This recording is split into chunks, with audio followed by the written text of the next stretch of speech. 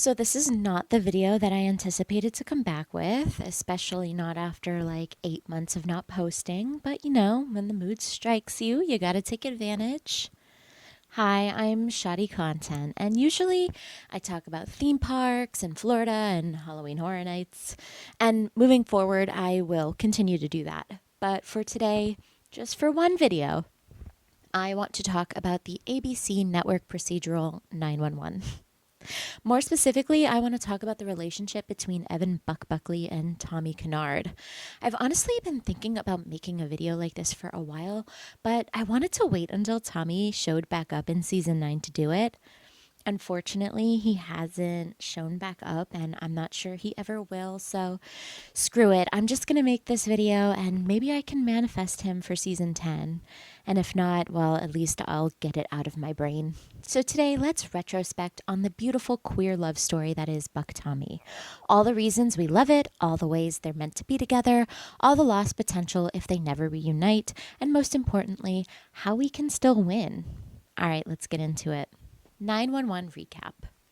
Though I am sure if you're watching this video, you already know, here is an incredibly brief recap on 911 for the uninitiated. 911 is a show that has been on the air since 2018. Seasons 1 through 6 aired on Fox, and then when it was canceled, ABC picked it up for seasons 7 through 9. It's been renewed for season 10 and will start filming sometime this summer and air sometime this fall.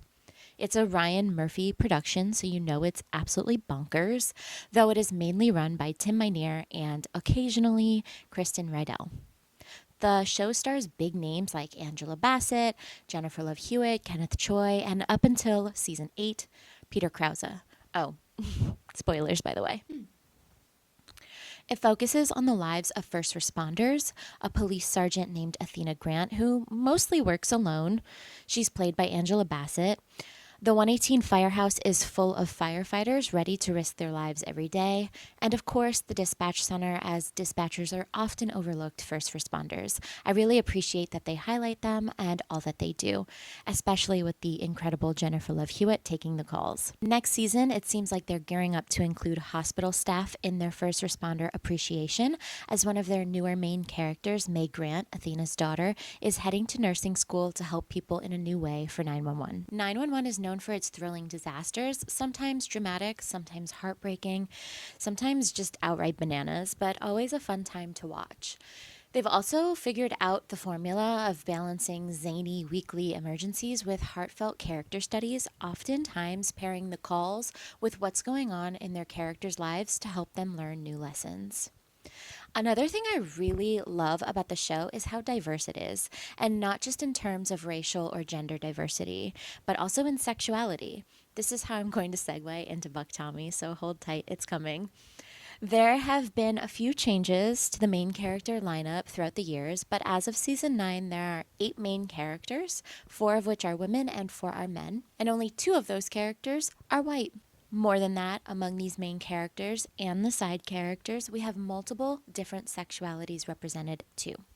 To start, we have Michael Grant, Athena's ex-husband. He starts the show as a recently out gay man and leaves the show when he moves to Florida with his fiancée, Dr. David.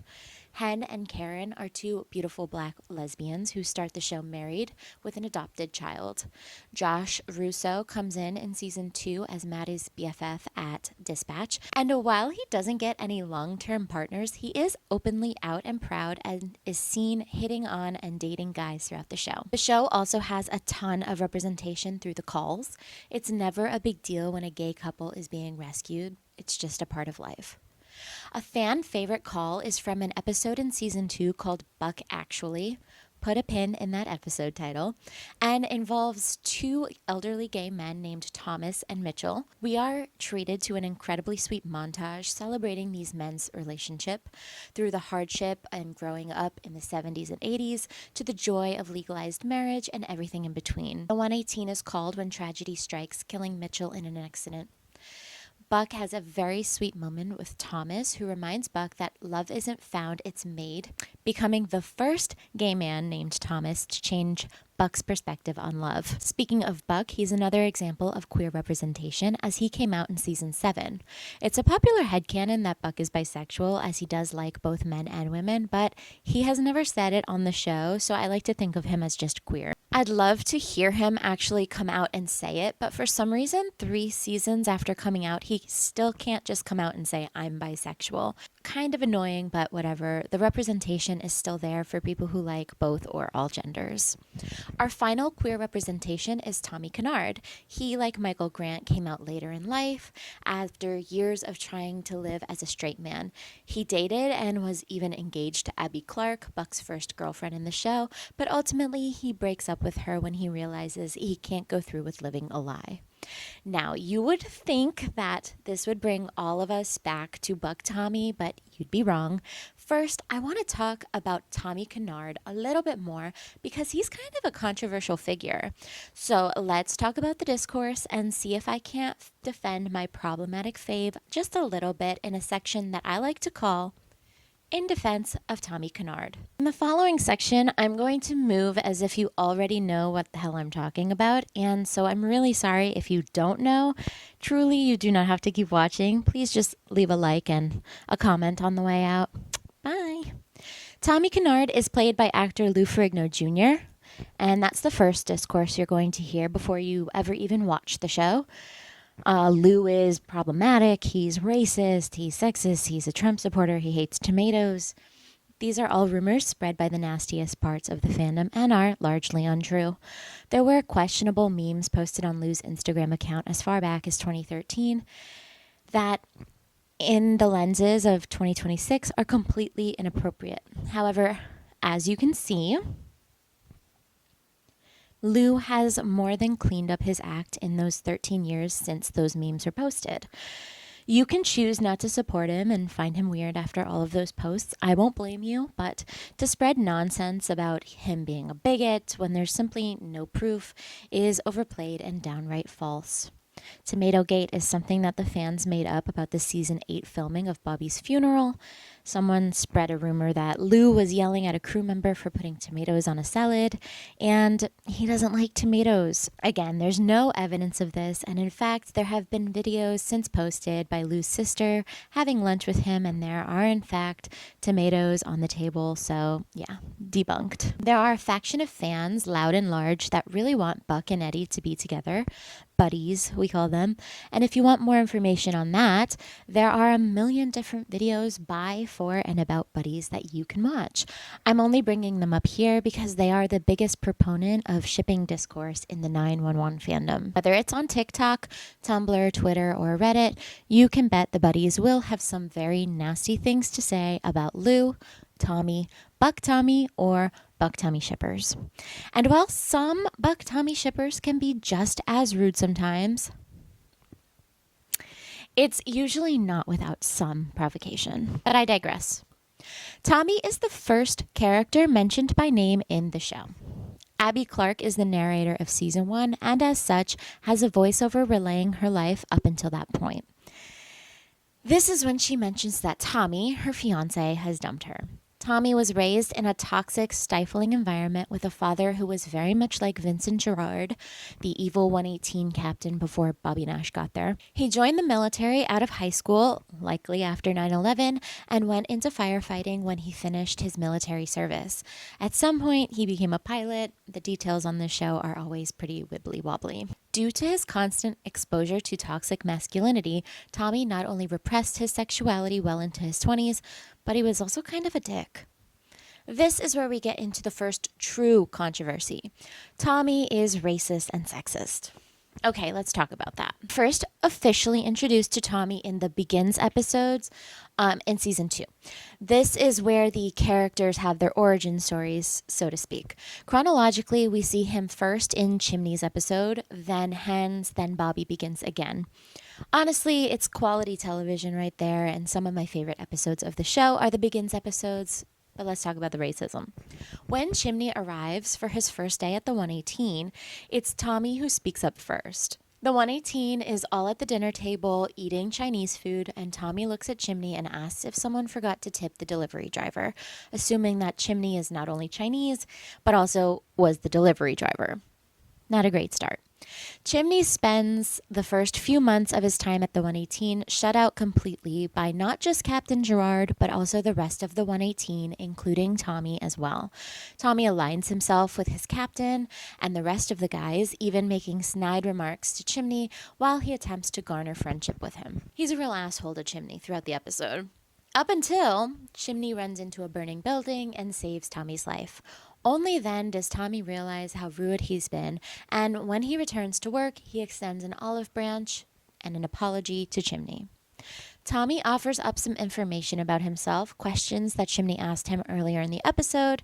He likes monster trucks and craft beer, and his favorite movie is Love Actually. Buck Actually, anyone? But it's what happens next that is so important. Please pay attention. This is super duper important. At the end of the episode, Tommy and Chimney are friends. Once again, Tommy and Chimney make up at the end of the episode and are now friends.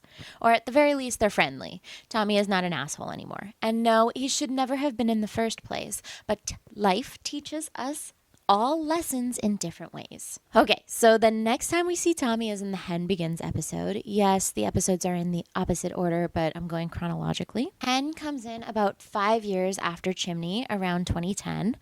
Once again, Tommy is the first to acknowledge this new recruit, but unlike his first interaction with Chimney, he's all welcoming smiles when it comes to Hen. At least until Gerard speaks up, calling Hen a diversity hire. We all know who Gerard voted for, right?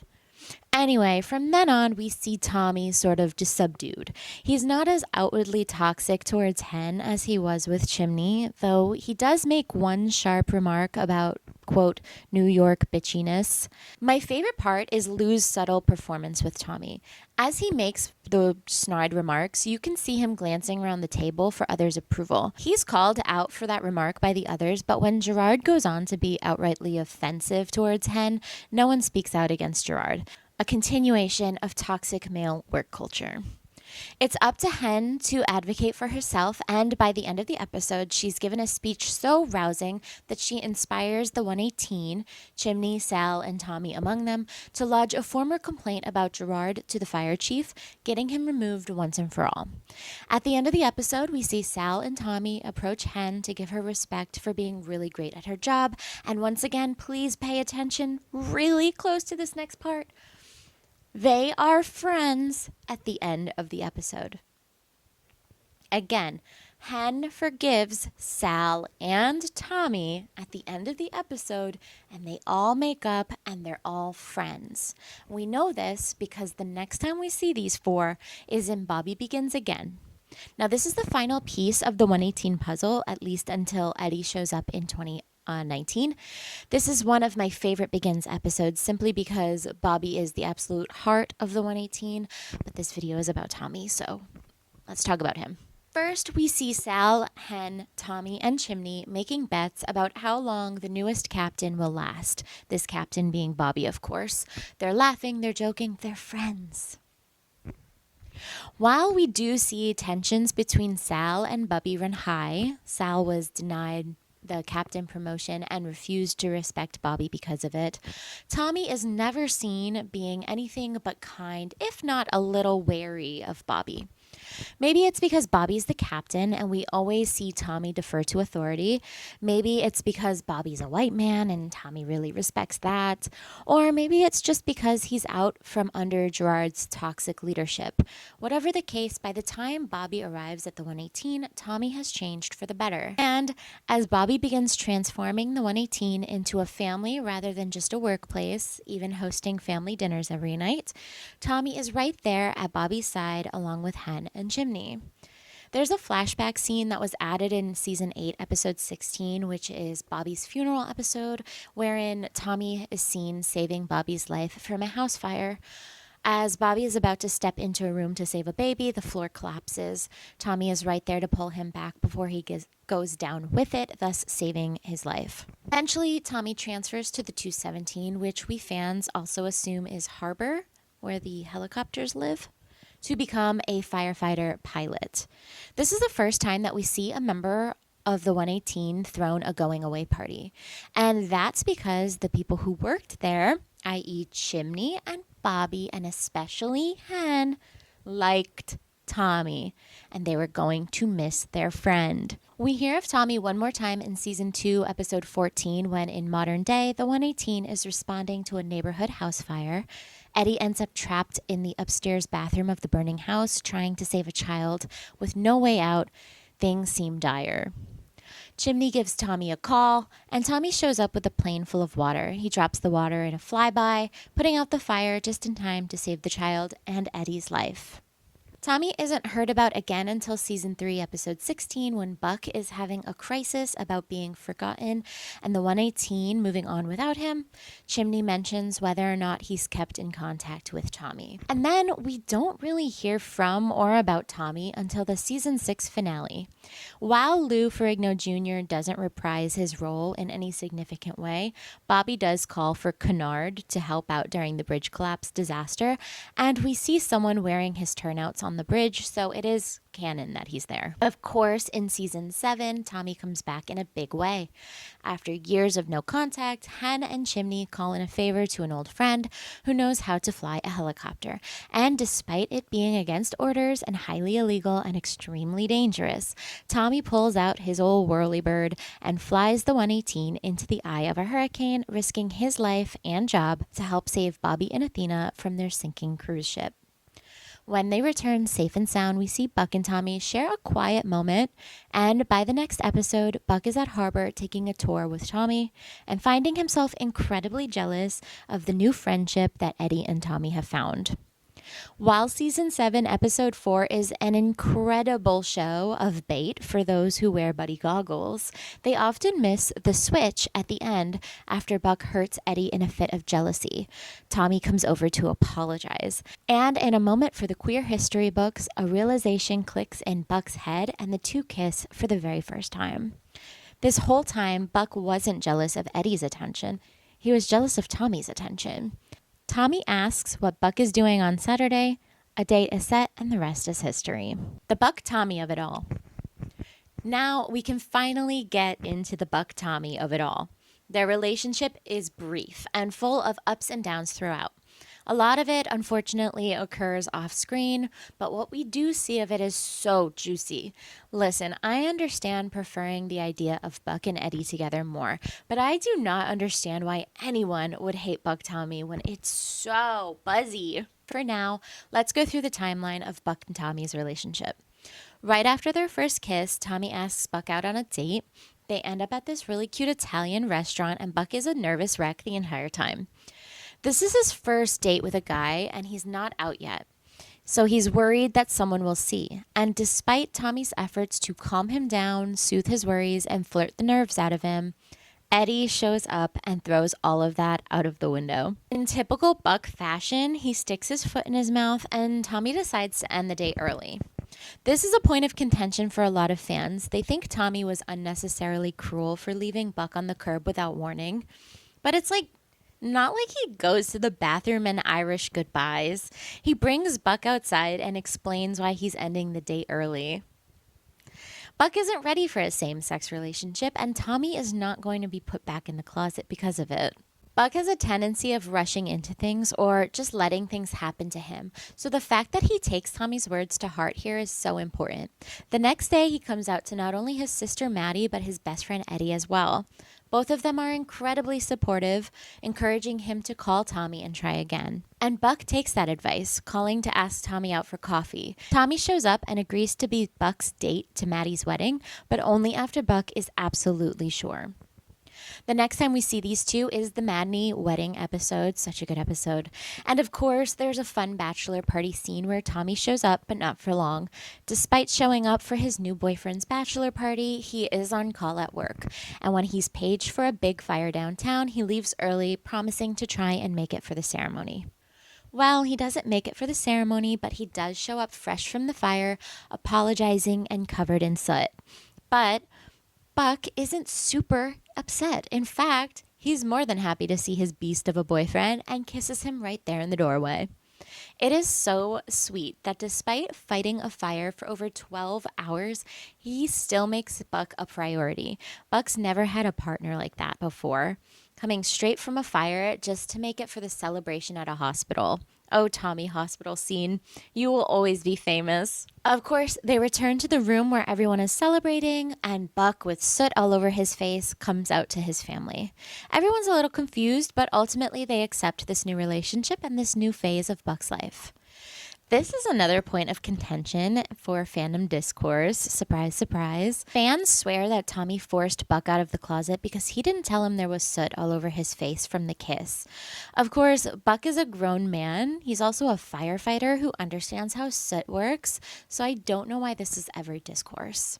Also, he brought a man as a date to his sister's wedding. Even if he didn't have it all over his face, that alone is going to out him to everyone. Y'all know that, right? The following episode is the medal ceremony. For saving Athena and Bobby, the 118 are given medals of honor, and as the pilot who bravely navigated them through the storm, Tommy receives a medal as well. This is the first time we see Gerard since season 2, and he's brought back in a bigger way in season 8, but for now he's just an antagonist to Hen, Chimney, and especially Tommy, who Gerard makes fun of for getting his wings, aka coming out as gay. Despite that, it's still a sweet scene where each member of the 118 is called up for their medal while their families celebrate. When Tommy's name is called, the camera pans to Buck, looking so giddy and proud of his man. Tim, why did you take Tommy away from Buck? Please give him back. Tommy also gets Bobby Nash's seal of approval, something that none of Buck's other partners have ever gotten before. And since Bobby is now dead, none of them ever can again. Buck apologizes to Bobby for not talking to him about Tommy the way that he's talked to Bobby about all of his previous relationships, to which Bobby replies, quote, "That's all right. Tommy is good people. He's good for you." The rest of the season is very Bobby heavy, but we do get one more supportive scene of BuckTommy while Bobby is in the hospital. This is where we find out about Tommy's toxic father and how he was similar to Gerard. He helps talk Buck through some issues about Bobby and then flirts a little. And this is another point of discourse, because everything is with these two. How dare Tommy flirt with Buck when his father figure is in the hospital? Except Tommy isn't the one who makes light of the topic first. Buck is. He's the one who brings up daddy issues. Tommy just plays along. The relationship between Buck and Tommy continues over the summer hiatus and picks up in season 8, 6 months later. That's a lot of off-screen time that we miss in their relationship. And while I understand that 911 is not really that kind of show that heavily focuses on the romance portion, it still would have been nice to at least get a little bit of insight on what the day-to-day looked like in that relationship. Anyway, we see Buck and Tommy together again at Eddie's house as they set up a surprise Zoom call for Christopher and Eddie's son. Buck is griping about Gerard being the captain of the 118 now. The same old captain that used to terrorize Tommy is now terrorizing Buck and the current day 118. They share a sweet moment behind the couch together, flirting playfully about birthday hats. Tommy calls Buck a vision in a cone, which is not a sentence anyone on this planet has ever said before, but Buck is still smitten. At a recent convention, a fan asked Oliver what his favorite BT scene was, and he said this one. He said the scene behind the couch was his favorite BuckTommy moment because it's just fun and flirty moment between the two of them, and I absolutely agree. Buck and Tommy get exactly one more sweet episode together before all hell breaks loose. This episode is, in my humble opinion, one of the best episodes of 911, and it's a little episode called Masks. This is season 8's Halloween episode, and it involves Buck putting a curse on himself when he breaks the arm of a mummy. Don't ask, it's 911. For the rest of the episode, Buck is getting injured, growing boils on his face, and having general bad luck all around. Don't worry though, his incredible boyfriend Tommy is there to take care of him. He picks Buck up at the hospital, listens to him ramble about Billy Boyles, that's the mummy who cursed him, makes him breakfast in the morning, and when it comes time to put Billy Boyles to rest, he dresses in a suit and joins Buck at the funeral for a dead cowboy. You know who else dressed up for a mummy cowboy's funeral? No one. Just Tommy. And then just one episode later, oh, Tim Minear, you're the villain in my story. Of course, there's discourse about this whole thing because Tommy called Eddie for help when Buck woke up with boils all over his face. Why can't Tommy just help his boyfriend? Well, Eddie is an EMT, and he's their mutual friend. Why wouldn't Tommy call him? Besides, the Buck-Tommy-Eddie dynamic is something that we were severely robbed of. That whole friendship could have been so fun. The fandom was also subjected to discourse about Tommy giving Buck ibuprofen to help with the shoulder pain. Buck's allergic to naproxen. Tommy's trying to kill him. Like, really, you guys?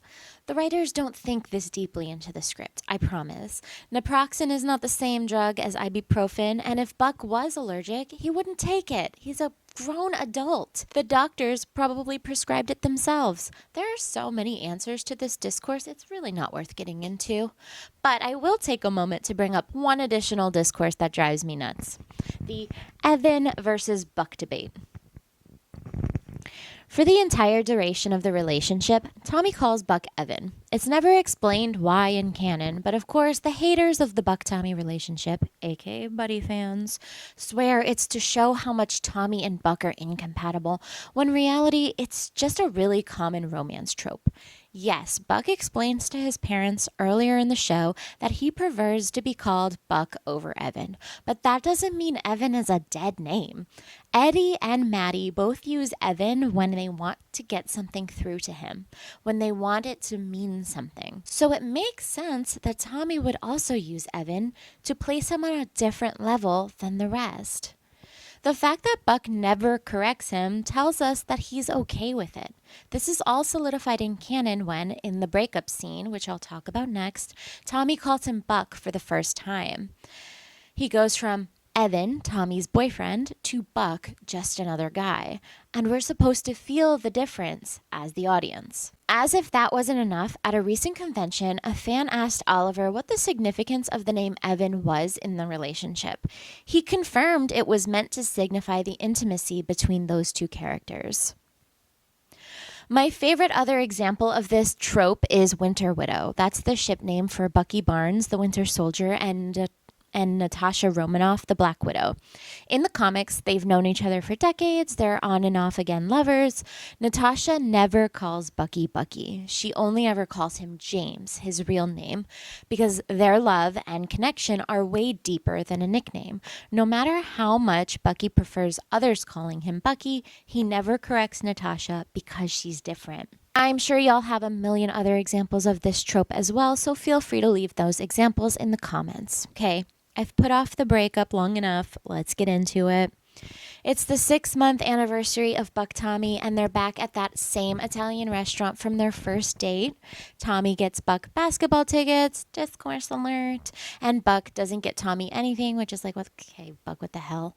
Anyway, this is the meal where Buck finds out that Tommy used to date Abby, Buck's first real true love, the one who started him on the path to the man that he is today. And he starts to get the ick because Tommy explains how they were engaged, but he broke it off when he realized it wasn't fair for him to lead Abby on like that. Buck is taken aback because comp het is kind of a hard thing for someone to understand if they've never had to live it before. So he runs off to talk to Maddie about it, and Josh puts him rightfully in his place. A lot of people hate Josh, but he doesn't deserve the hate. Anyway, there's a whole conversation where Josh is like, Buck, do you love Tommy? And Buck's like, love? And Josh is like, never mind that word. And then goes on to describe all of the ways that love might show up in a relationship. And Buck is like, duh, oh my God, of course. So then Buck leaves that conversation on a high note, ready to take the next step in their relationship, except he never included Tommy in any of these conversations. So when Tommy comes over for a date night, looking incredible by the way, he's completely blindsided by all of it. First, by the fact that Abby is the same Abby, but then by Buck's insistence that Tommy move in with him. Then, because of fear of commitment or fear of getting hurt, Tommy breaks up with Buck saying, quote, I'm not your first, I'm your last. And then he calls him Buck and leaves. Now, I didn't watch this live, and thank God, but what a fucking ripoff. I'm sorry, but this whole scene reeked of the writers not wanting to settle Buck down in a happily ever after just yet. And whether or not this was Tim kowtowing to the loud and angry Buddy fans, or if he was just bored with writing a happy queer storyline, this was the weirdest, most random breakup to me. The BuckTommy fandom has done some heavy lifting in trying to explain why Tommy might have broken up with Buck, but it just doesn't make any sense, and I highly doubt that the writers gave even half as much thought into the why as we have. I think Tim just wanted Buck at an all-time low this season and decided to do that by taking away everyone he loved. First Tommy, then Maddie, or almost Maddie, then Eddie, and finally Bobby. Then we, the audience, get to watch several episodes of Buck pining over Tommy, wanting to text him, wanting to call him, and getting really into baking to avoid thinking about him. All for it to go right out the window in Season 8, Episode 11, Holy Mother of God. This is another great episode for the whole Bobby family drama, but also because Buck and Tommy hook up after running into each other at the bar. And for what? Just for them to break up again the next morning. Buck wakes up and finds Tommy making a ridiculous amount of food for breakfast. They flirt a little bit, and when Tommy's like, wanna try again? Buck's like, you're not afraid? I'll break your heart? And Tommy's like, not now that the competition's out of the way. The competition, by the way, in this instance is Eddie, which is just another ridiculous addition from the writers. Because Tommy accuses Buck of having feelings for Eddie.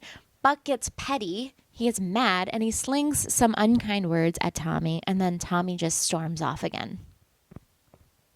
Later at Maddie's house, we learn a little bit more about why Buck said what he said. He was trying to hurt Tommy's feelings because Tommy pissed him off. He clears the air about not having feelings for Eddie.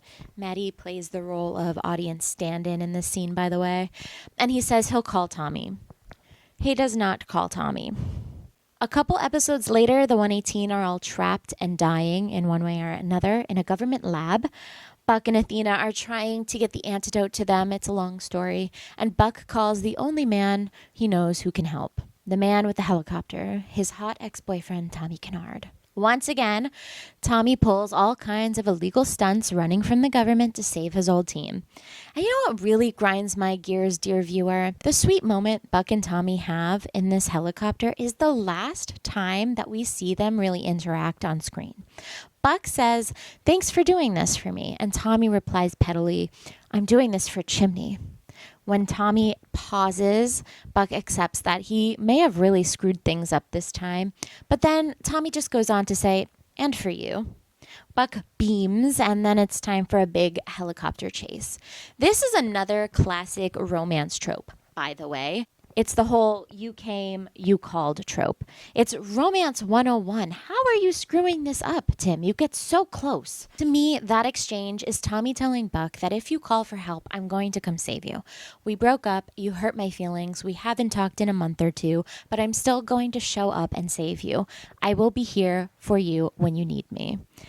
And that's the last real exchange that these two have. I'm livid. Bobby dies shortly after, and there's a shot of Tommy crying as he watches Buck break down in the monitor, reacting to Bobby's sudden death. Tommy's there at the funeral, carrying Bobby's casket, but we don't really see any further interaction between Buck and Tommy. And again, I get that it's not that kind of show, and it wasn't the time for romantic reconciliation, but bro, not even a single interaction? Not even a mention afterwards? Just total radio silence. And so after the helicopter conversation and Tommy's reaction to Buck's breakdown in the lab, us fans anticipated some sort of return or at least closure for that relationship in season 9. And what did we get? Absolutely nothing. We get 2 mentions in an episode where Buck is sleeping with a married couple, and that's all. No, Tommy is in prison for stealing another helicopter. No, Tommy and I tried to work it out, and it didn't work out. Just Ravi pointing out that Buck is single by Tommy's choice, and that Buck hasn't felt anything real since he dated Tommy. You know, the most transformative relationship of Buck's life. And that's the best we can do for closure? Right. Why is it over? Great question. Next question. Really, though, there was no official reason given. Like I said, the relationship was left basically open-ended at the end of Season 8, giving fans hope that we'll see continuation between the two in Season 9. As of summer 2025, both Oliver Stark, who plays Buck, and Lou Ferrigno Jr., who plays Tommy, were speaking positively on the subject, hopeful that we'd get a chance to continue the storyline. Lou had said in a cameo message to a fan that he's going to do whatever he can to, quote, give you more Tommy. And at the Disney upfronts last summer, Oliver had said he was looking forward to what the BuckTommy storyline looked like next season. Despite rumors to the contrary, Oliver has only ever said nice things about working with Lou. Quote, it was really amazing to have Lou come back for such a pivotal storyline as well. It has been really lovely to share that storyline with him. I am very appreciative that he was able to come back into the show and make that happen. Lou is a very giving actor, and he is a really wonderful person to share scenes with, end quote. And more recently at a convention, Oliver told a fan that he really liked working with Lou during the Italian restaurant date scene because he liked being able to just hang out and chat with him all day. Lou was in an interview last summer talking about the relationship in a positive light as well. Quote, it's hard sometimes because when I was looking at the monitor watching Buck right after the cut and I had to cry, I had to fully cry because I was in such a committed state of watching the love of my life in that circumstance, end quote. Eagle-eyed fans were monitoring social media followers last summer, and some noticed that Lou was following a lot of ABC and 911 higher-ups, as well as Corinne Messiah, the woman who plays May Grant on the show. In addition to the official 911 Instagram still following Lou, fans were sure that these moves meant positive things for BuckTommy's future. And yet, no continuation at all. No explanation either, just an unfollow from Lou to Oliver around February of 2026. Of course, there are rumors, speculation, and discourse on the subject, but no definitive answer. I prefer theories that can be backed up with quotes or proof personally, and I don't want to spread any rumors about this person hating that person or society going too conservative to continue a queer storyline. That's all just chatter.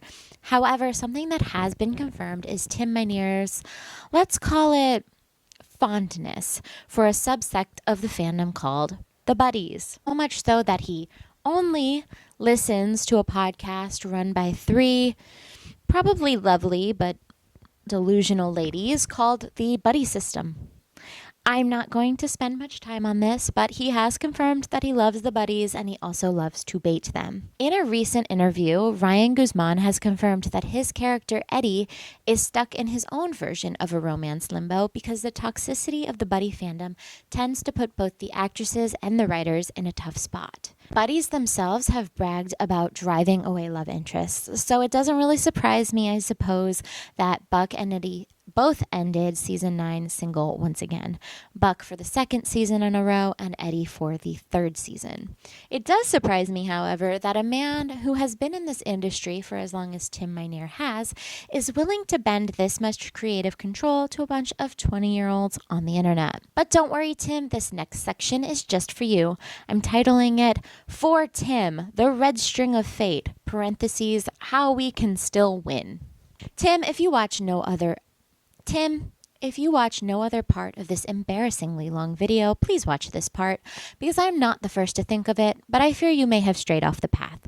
Thankfully, the string will always pull you back where you belong. The red string of fate, or the invisible string theory, as I'm going to use them interchangeably here in this section, is the idea of an unseen force, an invisible string if you will, tethering two people together throughout life. No matter how different their paths, how distant they become, how far they stray, that string will always bring them back to one another eventually. This is absolutely one of my favorite romance tropes, and whether or not the 911 writers were intentionally writing this trope, they've absolutely perfected it with Buck and Tommy. Allow me to explain rapid fire style. Buck and Tommy's connections begin long before they ever meet one another. Tommy works at the 118 long before Buck even dreams of becoming a firefighter. Tommy saves the life of Buck's father figure, Bobby, allowing him to go on to become the man who helps Buck grow and mature and change for the better. Tommy dates Abby, but breaks up with her when he realizes he's gay and cannot continue to live a lie. This breaks Abby's heart, but also makes her available for Buck to come in and have one of the most transformative relationships of his life. Buck is later mistaken for Tommy by Abby's mother, who has dementia. Tommy leaves at the end of Bobby Begins Again, transfers to a new station, freeing a spot on the team and a seat at the table right next to Bobby for Buck. Speaking of Bobby Begins Again, this one's a little bit of a stretch, but stick with me because it's interesting. In Bobby Begins Again, we see the 118 responding to a call where the owner set his failing restaurant on fire for insurance money. When he's caught, he goes to jail, and we see the man's son is visibly irate at Bobby about it. Years later, after Tommy has long transferred and Buck has taken his spot, the kid of the restaurant owner comes back with a vengeance against everyone involved in his father's case. He plants bombs at people's houses and in the 118 fire truck that ultimately explodes, leading to Buck's crushed leg injury. While Tommy isn't directly involved in that plot, it's interesting to see how that could have been Tommy in that seat instead of Buck when it all went down had he never transferred. As I mentioned earlier, Tommy saves the life of Buck's best friend Eddie when he does a water drop in season 2, saving him and a child from being trapped in a burning home. Who knows how different Buck's life would have been if he hadn't had Eddie to lean on throughout all of the following 7 years. In the season 6 finale, we see Tommy Kinard during the bridge collapse disaster, never quite crossing paths with Buck, but getting very, very close. Another example that's a little bit of a stretch, but was still interesting during my rewatch. Lucy Donato is a firefighter who works temporarily at the 118 during season 5 and befriends Buck. She transfers soon after to presumably Harbor as she's seen flying a helicopter in the season 6 finale. She runs into Buck at a bar for a little closure scene at the end of the show, and she says that she's at the bar with her new firehouse coworkers. If Lucy transferred to Harbor, there's a very good chance that Tommy is at the bar that night. I know. I'm just saying it's possible, okay? I know it's a stretch. It's possible. Anyway, Ariel Kebbel, the actress who plays Lucy, was asked back for season 7 to play not only Buck's new love interest, but also a helicopter pilot because Tim likes to have that just in case. But she was busy with a new show she was starring in, and so Buck's bisexual arc was greenlit and Tommy Kinard was brought back in instead. And that's a little real-life red string for you. Once Buck and Tommy start officially dating in season 7, the string doesn't need to pull as much. However, in season 8, after the breakup, there are a few more instances of the string putting in time. Buck nearly acknowledges the invisible string when he's talking to Hen and Eddie about feeling a force drawing him to his phone to text Tommy. At that exact moment, he picks up his phone and Tommy is already in the process of texting him, bubbling him, as Buck puts it. But before he can hit send, Tommy stops texting, and before Buck can text first and see if Tommy's okay, Eddie snatches the phone out of his hand to play keep away. When Eddie moves back to Texas, Buck is desperate for friendship. He drags Ravi to a bar where, surprise, surprise, Tommy is already there in the background. Ravi drags Tommy to the table and bails on the both of them, giving them time to reconnect and hook up. And that is about all we have in terms of the invisible string theory for now.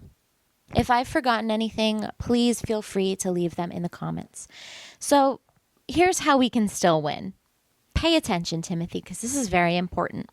The red string leaves a lot of wiggle room for Tommy to return whenever you're ready for it. It can be next season, 2 seasons from now, or even in the final episode. Tommy, being a helicopter pilot who is friends with other members of the 118, sets the show up for a lot of different reintroductions to the character. And why not? This is the show that brings people back. A helicopter pilot is always going to be useful in the grand scheme of things, so Tommy could seamlessly slide right into any plot. He's a plot device, everyone shouts, trying to diminish his character. But okay, fine, he's a plot device. Use him. The reunion episode can be akin to one of the many previous borderline supernatural episodes. Jinxed, Dumb Luck, Cursed, Masks. You can call the episode Strings or Tangled, whatever. And all throughout have Buck and Tommy running into each other, awkwardly stammering through an interaction before vowing to not do that again, until the very end when they finally relent to whatever force keeps pushing them together and ultimately reconnect. Or you could just crash that helicopter. I'm not picky. There's more than one way to cook an egg, and they're all delicious. So get to it, Tim. Why does this matter? It doesn't. None of this matters. It's just a television show that my silly brain has latched onto. Unfortunately, I cannot help what I hyperfixate on. I've met a lot of really cool people through the BuckTommy fandom, though. And though a lot of the other side of the fandom is vitriolic and hate-filled, the good usually outweighs the bad. Some of the fans of this show and of the BuckTommy ship are incredibly talented and creative. I've read some amazing fan fictions, seen amazing fan art, read amazing headcanons and theories and GIFs and edits. So much talent. We've also held a ton of charity drives. This last year alone, we had a fan charity event for Feeding America, the Trevor Project, Alzheimer's Association, and a holiday toy drive by way of sending toy helicopters and fire trucks to the ABC studios to remind them that we exist. Been in fan spaces for almost 20 years now, and never have I known such a charitable, generous, fun, clever, diverse group of people. It is honestly a privilege to be part of the BuckTommy community, and quite honestly, I don't think our group gets enough credit or acknowledgement from the creators of the show. Now, I am a loud voice against the mixing of fandom and creators. I think there should be a very thick line between the two that is never crossed. However, in a situation like 911, where the showrunner and lead actors are constantly bragging about crossing that line, I do think it's a little bit weird that it's never crossed in our direction. I'll probably get buddies in the comments. No, I won't. These comments are heavily moderated, saying that it's because Tim and Oliver hated BuckTommy, and to that I say, why? Where's the proof? What is your source? Honestly, I think it comes down to the buddies are louder and there are far more of them. Of course, Tim doesn't interact with the BuckTommy podcast. It doesn't exist. And I'm not advocating for anyone to go out and make a podcast just to get Tim's attention. I mean, make one if you want, but only do it if you're passionate for it. Fandom and fan spaces should be for the fans. Creators just end up muddying the waters when they wade into it, giving faux legitimacy to people when it's not quite warranted. The reason I'm making this video is just pure passion. I've got all of these BuckTommy feelings and nowhere to put them, and I'm hoping to catch the attention of other BuckTommy fans that feel the same. I've tried to find BuckTommy creators on YouTube, and there are a couple here and there, but mostly the community exists in small sections on Twitter or in the tags on Tumblr. But we do exist, and like I said, it's full of some of the greatest people I've met in fandom. Ships don't need to be canon to be legitimate, but it just kind of sucks to see that such a beautiful, well-done queer relationship is tossed out without any fanfare or explanation. And now, with the addition of Buck's new foster kid in the season 9 finale, it's going to be difficult to see him with any new love interest for a while, Tommy or otherwise. And that's by design, but I don't have time to get into all of that right now. I was actually going to add a bunch of my season 9 gripes onto the end of this video, but then it ended up being so long, I decided against it. Maybe I'll make a follow-up video on my shorts tab. But for now, all I'll say is season 9 was such a major disappointment to me. So many of the character choices were confusing or non-existent. The pacing was strange, the time jumps were vast, and nothing was ever given any time to breathe. And now my favorite character has been randomly given a child in lieu of a love interest, all because the showrunner is too invested in baiting a bunch of fans that he'll never truly be able to make happy. I don't know. Sometimes it's like they're too afraid to piss off the buddies, and so they relinquish all creative control. Buck is a selfless character who gives so much of himself every single day, both on and off the field. The man who feels the need to prove himself useful to be worthy of love. The man who was willing to take a bullet just so his friends wouldn't have to. The man who offered to run errands for his friends just because they took care of him during his drug recovery. Now he has a child who he will have to tend to and care for forever. But who will take care of Buck? Sure, the 118 can come together when times get really tough, but they're all adults with their own lives and troubles too. You know who never had that issue? Tommy Kinard, who made Buck his top priority time and time again. As a side character, Tommy can be anything Buck needs him to be: an ear to listen to while Gerard is giving him grief, a shoulder to cry on when Bobby was in the hospital, a caretaker when his shoulder was dislocated during Billy Boyles, a lover after a night out at the bar. Tommy was always shown to be there for Buck, thinking of him, putting him first, and in return, Tommy would get the family unit he mentioned wanting in Buck Bothered and Bewildered. It's reiterated again in Masks. Quote, people make life worth living. Tommy wants to be part of the 118 family unit, to have a community of support behind him the way that Buck has. They both have something to offer the other, so why not let them have it? It's not like the other option is feasible anyway. You're never going to get Buddy Cannon for one reason or another. And why take the risk on a new love interest when you have a solid one already built in and ready to go? Intentional or not, 911 stumbled into a perfect relationship pairing, and it's not too late to put them back together. The red string is there and waiting. All they have to do is pull it.